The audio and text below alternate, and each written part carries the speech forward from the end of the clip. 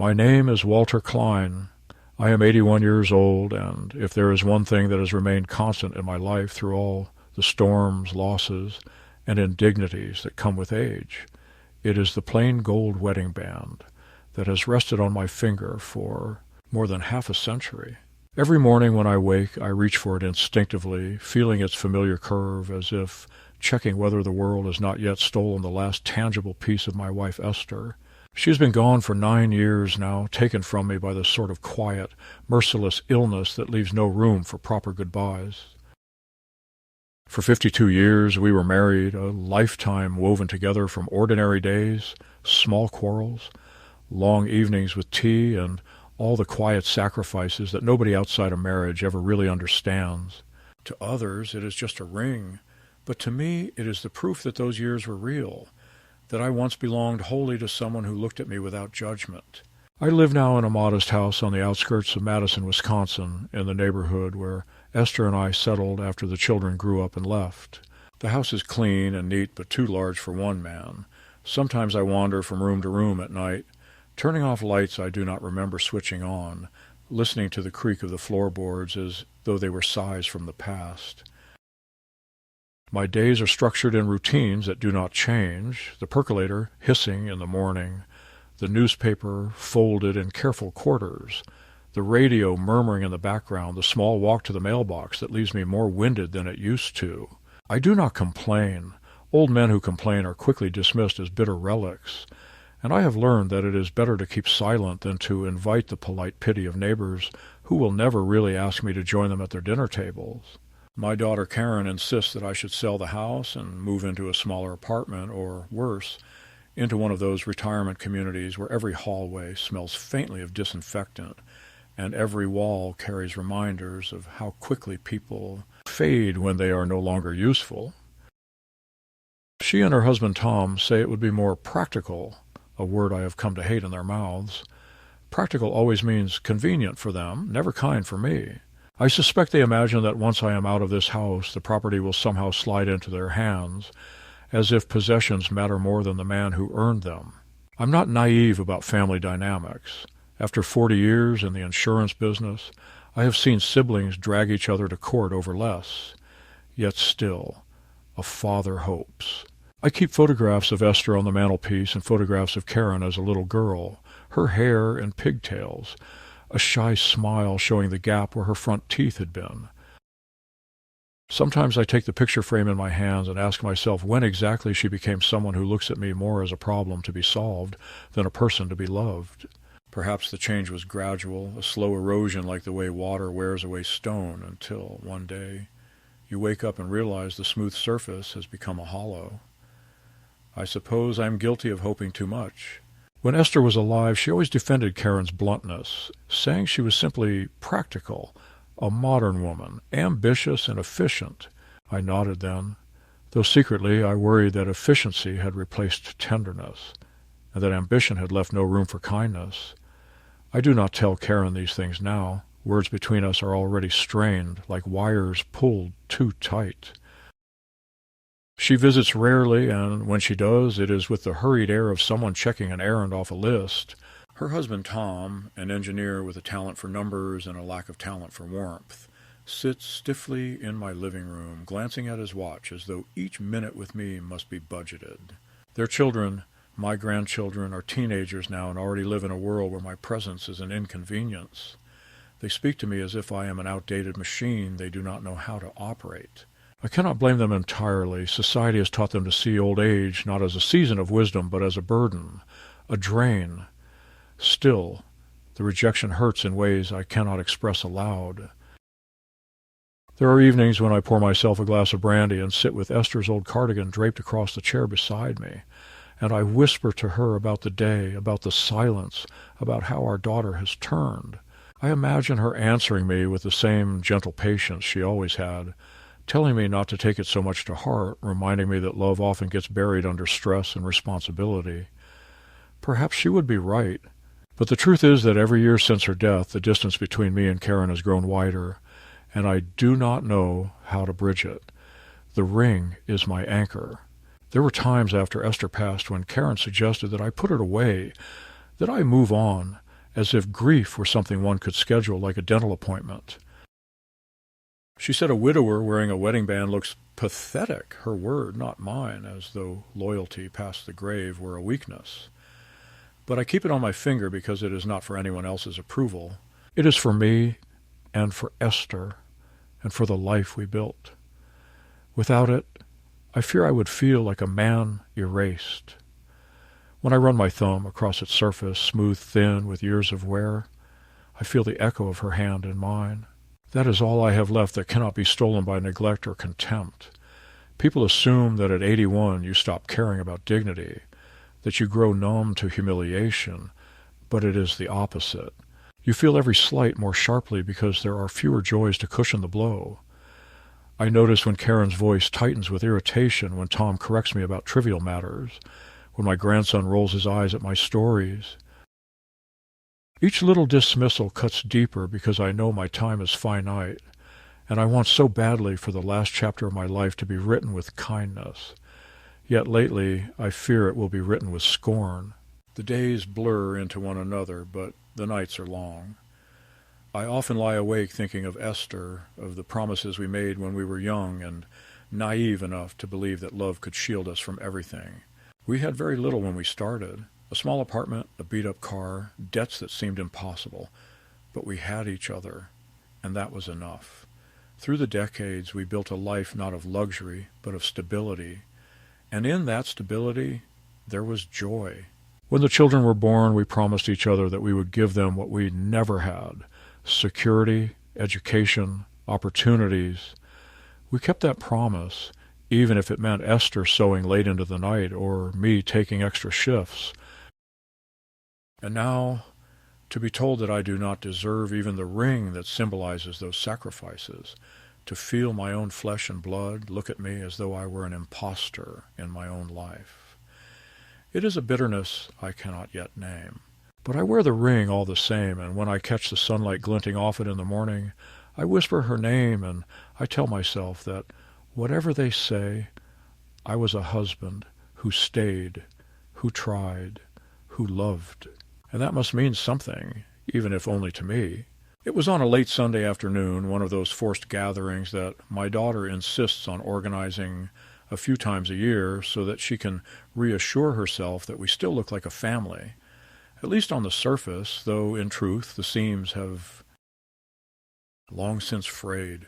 I had been invited for dinner, though invited may not be the right word because the tone of the phone call a week earlier was more like a command, and I complied, as I always do, because I cling to the small hope that perhaps this time things will be different. Perhaps there will be some warmth, some echo of the days when family dinners were not exercises in restraint and humiliation.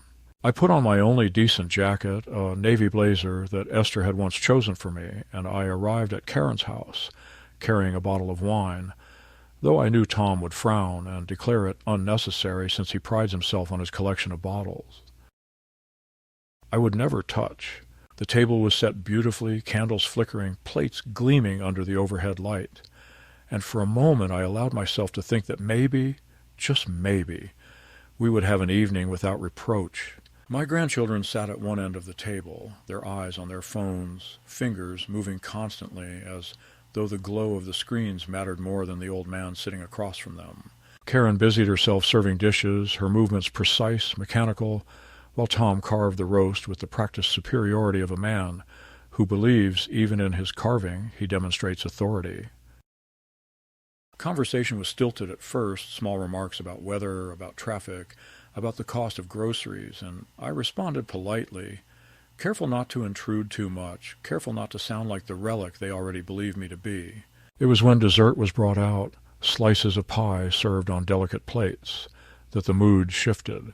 Karen looked at me across the table, her eyes sharp, her lips tight in the way Esther's lips never were, and with no preamble, no softening. She said in a voice loud enough that even the grandchildren raised their eyes, "Dad, it's time you take off. That ring." For a moment I did not understand, or rather I refused to understand, because the words sounded like a foreign language. I touched the band instinctively, my thumb running over its worn surface, and I asked quietly, "Why would I do that?" Karen's reply came swift, rehearsed almost, as though she had been waiting to deliver this line. "Because you don't deserve it. You don't deserve to wear a symbol of loyalty when you were never truly loyal to Mom." The air seemed to leave the room. My fork clattered against the plate, though I had not meant to drop it. Tom nodded beside her, his jaw set, his voice adding fuel to the accusation. "She suffered in silence for years, Walter. We all saw it. You never gave her the affection she needed, and now you sit there parading that ring like you were some kind of saint." It's an insult to her memory. I looked at them both, my chest tight, the pie in front of me untouched, the sweetness turning to ash in my mouth. "That isn't true," I managed to say, my voice trembling not with guilt but with outrage, though I feared they would interpret it as weakness. Karen leaned forward, her eyes gleaming with a cruel satisfaction I had never wanted to associate with my daughter. "She told me things you never knew. She said you were cold, that you shut her out, that she stayed because she had no choice. So don't pretend you were a perfect husband. You don't get to keep that symbol as if you were." My grandchildren exchanged glances, one of them stifling a laugh as though the scene were some kind of entertainment, and I felt the blood rush to my face. "Your mother loved me," I said firmly, though my voice cracked on the last word. "We had a marriage built on trust, on sacrifice, on—" Tom interrupted, his voice heavy with disdain. "On duty, maybe, not love. She was lonely, Walter. Everyone could see it. And now you're clinging to that ring as if it proves something it doesn't." Karen's hand reached across the table suddenly, fast and deliberate, her fingers brushing mine as she tried to tug at the ring, to actually pull it off my hand, and I jerked back so violently that my chair scraped against the floor, the sound shrill and ugly. "Don't touch it," I shouted before I could stop myself, my voice echoing louder than I intended. The grandchildren looked at me with wide eyes that quickly turned into mocking smirks. Karen withdrew her hands slowly, but her voice was colder than ice. "You see, Dad? You care more about a piece of metal than about the truth. You're living in some fantasy where you were the perfect husband, but the rest of us know better. Take it off." Stop pretending. I sat there shaking, my breathing uneven, staring at the faces of my own blood, who now regarded me as if I were some impostor at their table, an old man who had stolen his wife's dignity and was now clinging to the last relic of her patience. Tom leaned back, folding his arms with the smugness of a judge passing sentence. "If you had any respect for Esther, you'd admit your faults and put that ring away. Right now, every time we see it, it feels like an insult. It's a lie you wear on your finger." My heart pounded in my chest. I wanted to scream, to tell them how Esther used to laugh in the kitchen while she burned the toast, how she squeezed my hand during thunderstorms, how she whispered to me late at night that she could not imagine her life without me. But the words stuck, clogged with years of silence and grief, and in their absence Karen's accusations filled the space. The room was spinning, and for the first time in years I felt small, diminished, as though I had been put on trial in a court where the verdict had been written long before the hearing began. "You don't deserve it," Karen repeated softly, venom laced in each syllable. "And the sooner you accept that, the sooner we can stop pretending." She lifted her glass and sipped, as if the matter were concluded, as if my humiliation were a dessert. She had been waiting all evening to savor. The grandchildren lowered their eyes again to their screens, disengaged, already forgetting the sting of words that will echo in me until my last breath. I sat back down slowly, my hand covering the ring protectively, my eyes blurred with tears I refused to let fall in front of them. I realized then that something inside me had shifted irreversibly. They had not only questioned my worth as a husband, they had tried to strip me of my last sanctuary, the bond to the woman who had believed in me when nobody else did. The catalyst had been delivered, sharp and merciless, and I understood, with a clarity that left me cold, that my own family was no longer my refuge but my executioner, and that if I did not protect myself, They would gladly erase everything I had been. The days that followed that dinner clung to me like a heavy fog, and no matter how many times I replayed the scene in my mind, I could not find a version where my daughter's words sounded less cruel or where my own defense carried more weight.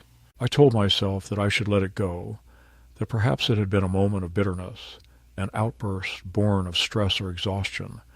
But each time I tried to believe that excuse, I remembered the deliberate way Karen's hand had reached across the table, the cold precision in her voice as she told me I did not deserve the ring, and the casual silence with which Tom allowed her to strip me of dignity. In my quieter hours, I wondered if this was the beginning of something larger, a campaign designed not only to humiliate, but to weaken me in the eyes of others, to make me doubt my own memories, to push me towards surrender. I wore the ring as always, but I noticed the way Karen's eyes lingered on it during her next visit, as though each glance was a reminder of the accusation she had launched, as though she were waiting for me to crumble and remove it on my own. It unsettled me deeply, for I had never before felt like prey in my own family. The humiliation did not end at that dinner table. It seeped into the everyday interactions that followed, turning ordinary exchanges into small battlegrounds where I was always the one left diminished. One afternoon, when I stopped by Karen's house to drop off some documents she had asked for, her son greeted me at the door with a smirk that was far too knowing for someone his age. He looked down at my hand and said, "Still wearing that thing, Grandpa? Mom says it probably doesn't even fit anymore. You should just pawn it, buy yourself something useful."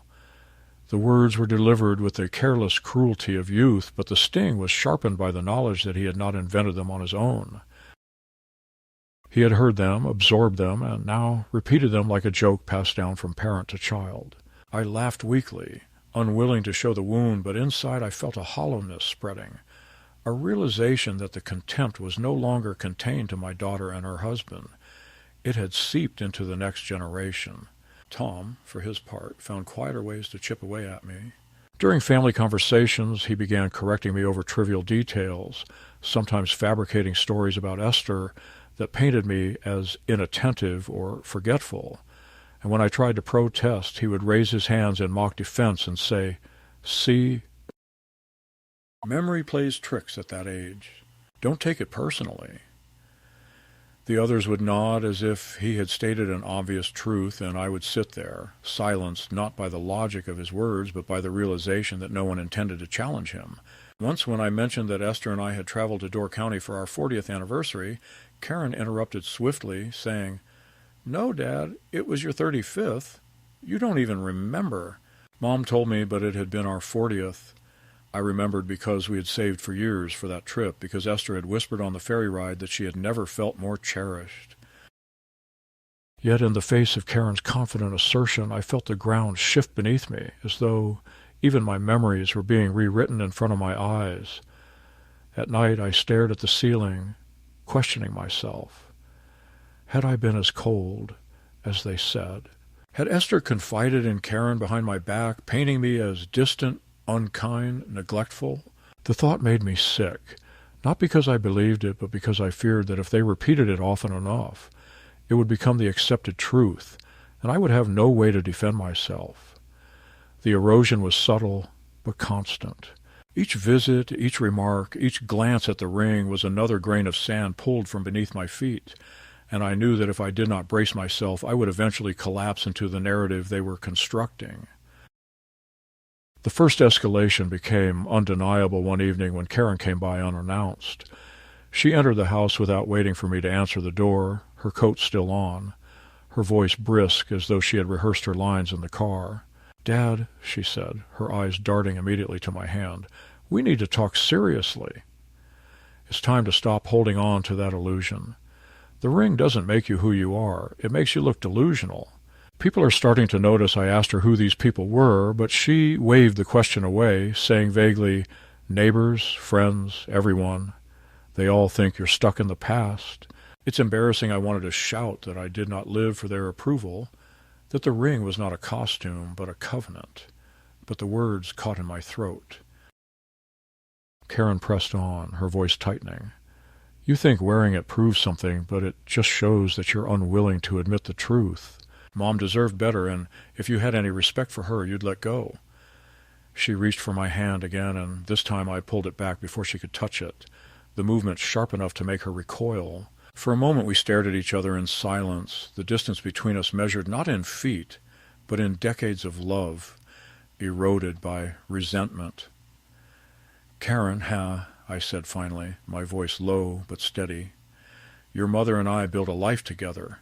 You may not understand it, you may choose to believe something else, but that ring stays on my hand until the day I die." She shook her head slowly, her expression filled with a mixture of pity and disdain, as if I were a patient refusing medicine. "Then you're more stubborn than I thought," she said. "But don't expect us to keep pretending with you. If you insist on clinging to lies, then don't be surprised when people stop taking you seriously." She left shortly after, slamming the door behind her, and I stood in the quiet house with the sound still reverberating through the walls, the echo of her words heavier than the silence that followed. That night I poured myself a drink and sat in the living room, staring at the ring under the lamplight, trying to steady my hands. I realized with a sudden clarity that Karen's words had not been an isolated cruelty. They were part of a pattern, a deliberate effort to chip away at my sense of self, to reduce me to a frail old man who could be managed, dismissed, perhaps even controlled. The humiliation was no longer confined to a dinner table. It was creeping into every corner of my life, and I knew that the first real battle had begun. It was about 2 weeks after that last confrontation with Karen when the turning point arrived, and though I had anticipated some further humiliation or some new demand, I had not expected the moment to strike with the sharpness of a knife sliding quietly between the ribs. It was a gray Tuesday, the kind of day when the sky never brightens, when the hours stretch long and heavy, and I was sitting at the kitchen table with the morning paper when the doorbell rang. Standing outside was Tom, alone, dressed in his immaculate work clothes, his expression tight and businesslike. He did not waste time with greetings. Instead, he walked straight into the living room and sat down as though my house had already ceased to belong to me. I followed him slowly, unease prickling in my chest. He folded his hands, leaned forward, and said, "Walter, this situation can't go on. You're not well, and Karen and I have been talking. We think it's time you moved into assisted living." The words stunned me, though perhaps I should have seen them coming. I asked him what gave him the right to decide what was best for me, but he only smiled faintly, the way a teacher smiles at a stubborn student. "It's not just us," he said. "Your memory lapses, your stubbornness, the way you cling to that ring. It's becoming a problem. People notice. Karen's worried about you burning the house down or forgetting to pay bills. You need proper supervision." My heart pounded as I tried to protest, but he cut me off with a raised hand. "Don't make this harder than it needs to be. We're only trying to protect you. You'll have your own room, your meals taken care of, medical staff on hand." It's the responsible thing. Something inside me snapped at that word, responsible, as though my decades of responsibility, the years of working late to pay the mortgage, the sacrifices Esther and I made to ensure our children's education, the endless, practical decisions I shouldered without complaint, had all evaporated, leaving me branded as a reckless old man who needed to be managed. I leaned forward, my voice low but firm, telling him I was not moving anywhere, that I was capable of living on my own. His expression hardened, and for the first time I saw not the polite mask he usually wore, but the raw contempt beneath. "Walter," he said, almost spitting the syllables, "you're already half gone. The sooner you accept it, the easier it will be for everyone." It was then that I remembered something Esther had told me in her final months, when she was gaunt and frail, but her eyes still burned with the same quiet strength I had fallen in love with. She had insisted that I update a certain document, a policy we had discussed years earlier, a life insurance policy so large it had once seemed excessive, but which she had called her way of ensuring that I would never be left vulnerable. At the time I had humored her, not fully grasping why it mattered so much to her, but now, sitting across from Tom with his words pressing down on me like a verdict, I understood. She had known. She had anticipated that when she was gone, I might find myself cornered, diminished, treated as an obstacle rather than a man. That policy was not just money, it was armor, invisible but real, a promise that I would not be stripped bare without recourse. I let Tom speak, let him outline the details of the facility he had researched, let him talk about costs and logistics as if my life could be scheduled like a project at his engineering firm. And all the while, I kept my hand curled around the ring, feeling the weight of it against my skin, feeling Esther's presence in the memory of her voice. When he finally rose to leave, satisfied that he had planted a seed of inevitability, I walked him to the door without a word. Only after the sound of his car faded down the street did I go upstairs to the locked cabinet where I kept my most private papers. I opened the drawer, pulled out the folder, and there it was, the policy Esther had insisted on, a figure that even now made my breath catch, $4.8 million. I read the names carefully, my eyes scanning every line until I reached the section that mattered most, the beneficiaries. Not Karen, not Tom, not the grandchildren. The sole beneficiary was me, with instructions attached in Esther's neat handwriting, directing that upon my death the funds be transferred not to family, but to a charitable trust we had once discussed together, a scholarship for orphan children, something she had cared about since her own difficult childhood. In that moment, the fog of doubt that had been clouding my mind began to lift. They thought I was defenseless, thought they could shame me into submission, thought they could strip me of my dignity and my home and eventually my wealth. But Esther had given me a shield they knew nothing about. For the first time in months I felt a surge of strength, a reminder that the narrative they were trying to construct, that I was weak, incompetent, unworthy, was not the only story. There was another truth written in black ink on those pages secured by signatures and legal seals, a truth that gave me power. I closed the folder, slid it back into place, and whispered into the silence, "Thank you, Esther." From that day forward, my perspective shifted. I still felt the sting of their words, still carried the humiliation of being told I did not deserve the ring, but I also carried the knowledge that I was not powerless. The ring was not only a symbol of the past, it was a reminder of the promise Esther had left me for the future, a reminder that I could choose how this story would end. And though Karen and Tom continued their subtlest campaign, raising doubts, pressing for control, making plans as though I were already incapable, I no longer felt like a man cornered. I was a man preparing, waiting for the moment when I would show them the truth they least expected.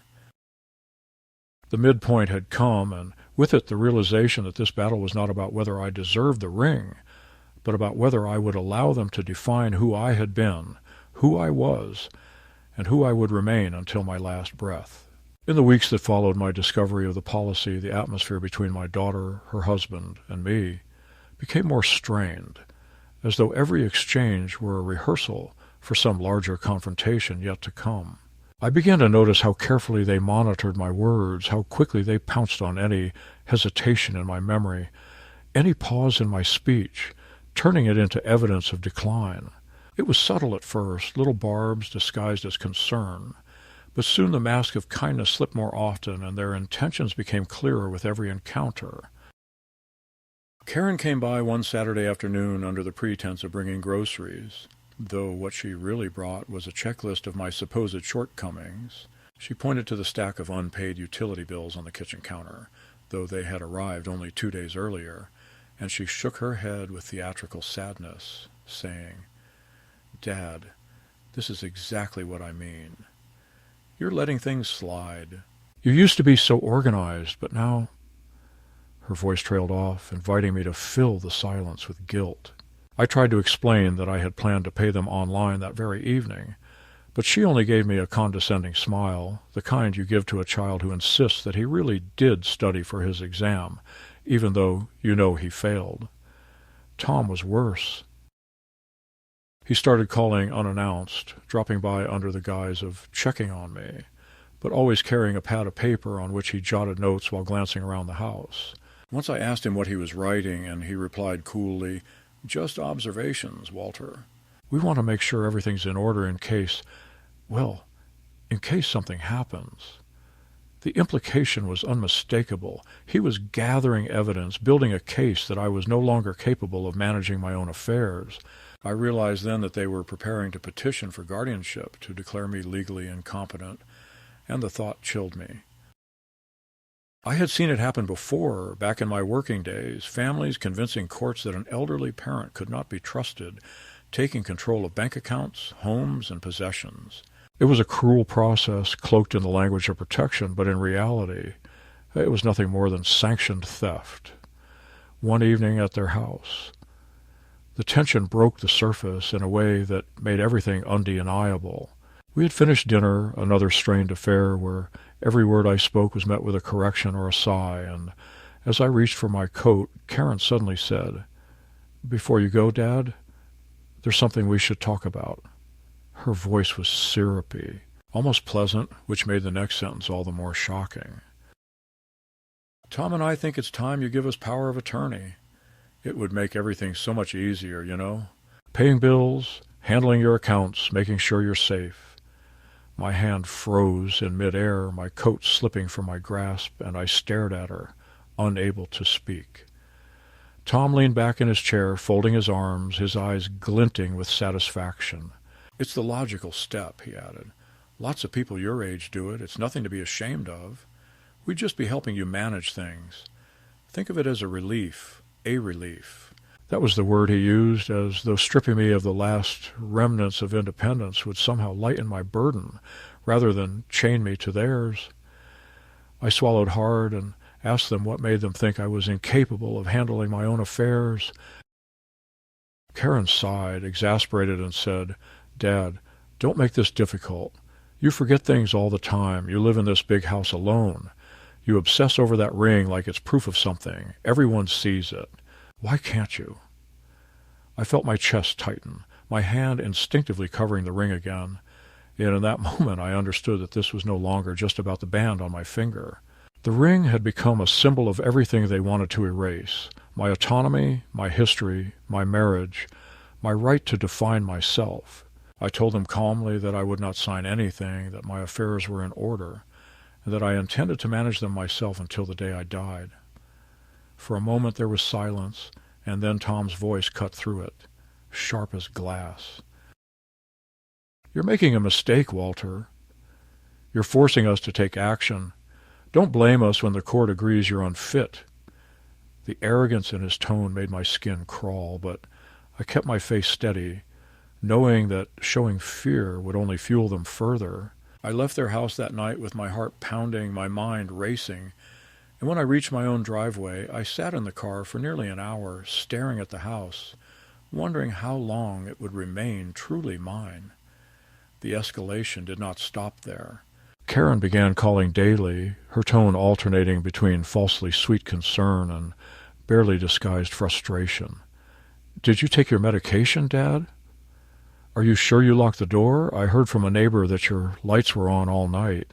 You must have forgotten each comment was designed to paint me as careless, confused, incapable." And I began to realize that they were planting seeds, not just in my mind, but in the minds of others.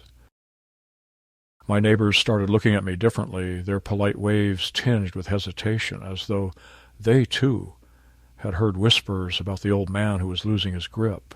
I wanted to confront Karen, to demand that she stop spreading lies, but I knew it would be useless. She had already chosen her story, and once she believed it, or wanted to believe it, there was no turning back. Then came the cruelest humiliation of all. On a Sunday afternoon, Karen invited me to what she called a family meeting. I arrived to find not only her and Tom, but also their children, all sitting around the living room with serious expressions.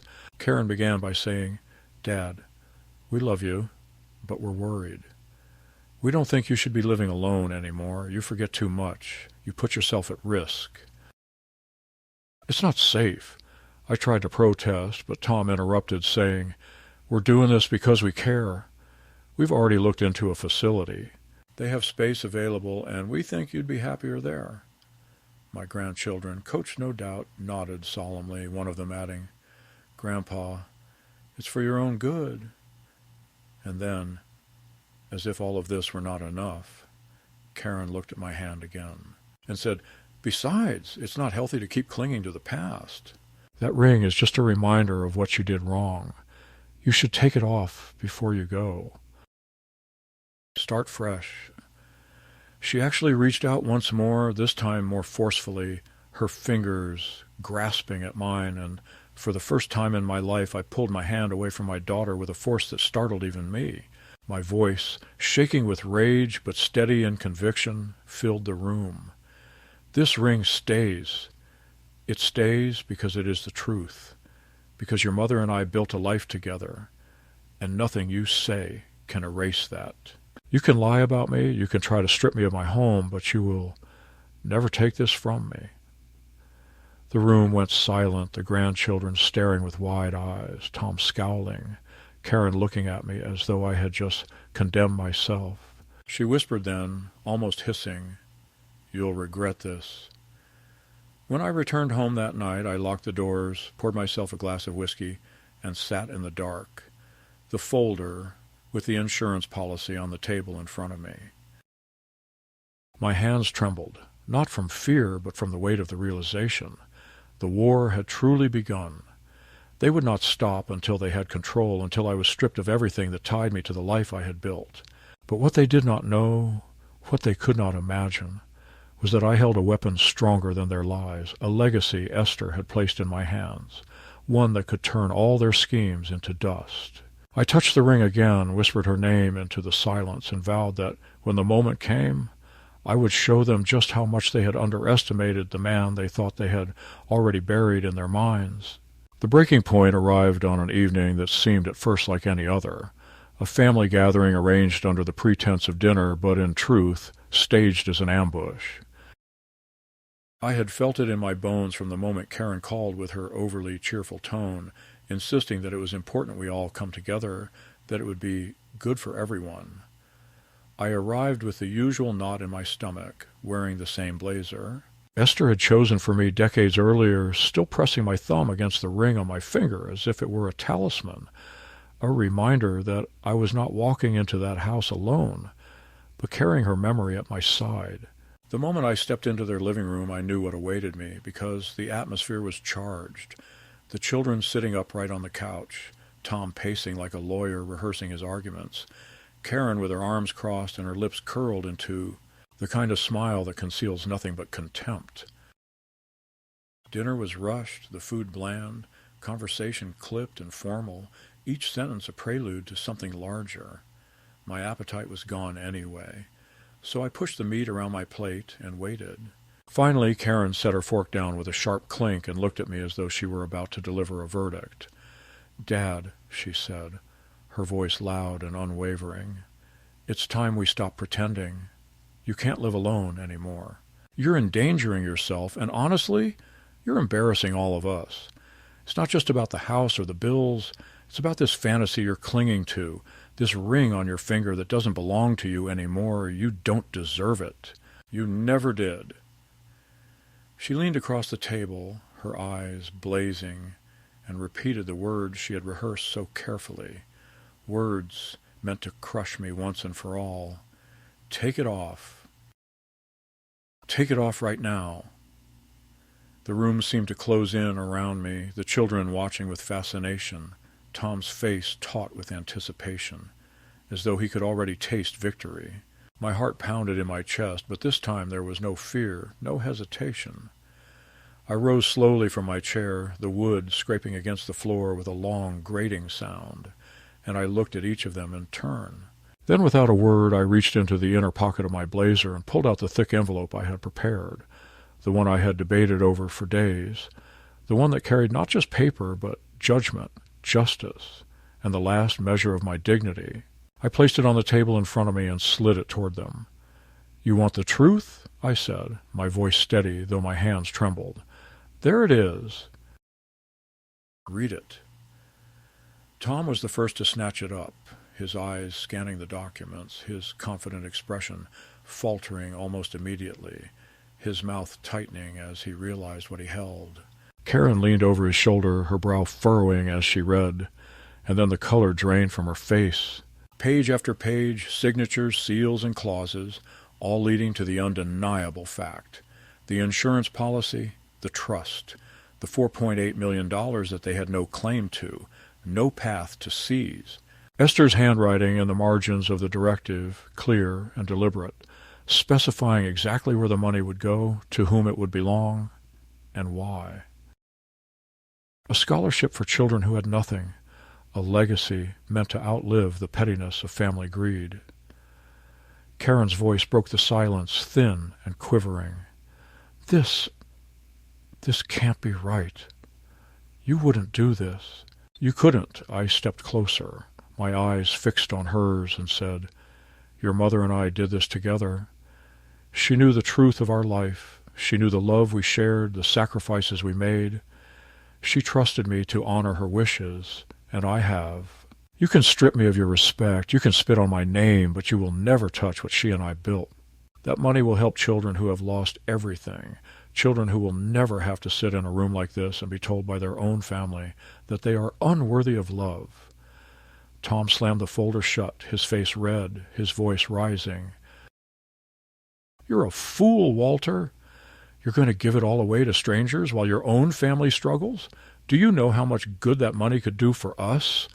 I laughed then, a bitter, broken laugh that came from somewhere deep inside me. Good? You mean comfort, luxury, control. You don't care about good. You care about yourselves. You've proven that again and again. And if I had any doubts before, tonight erased them.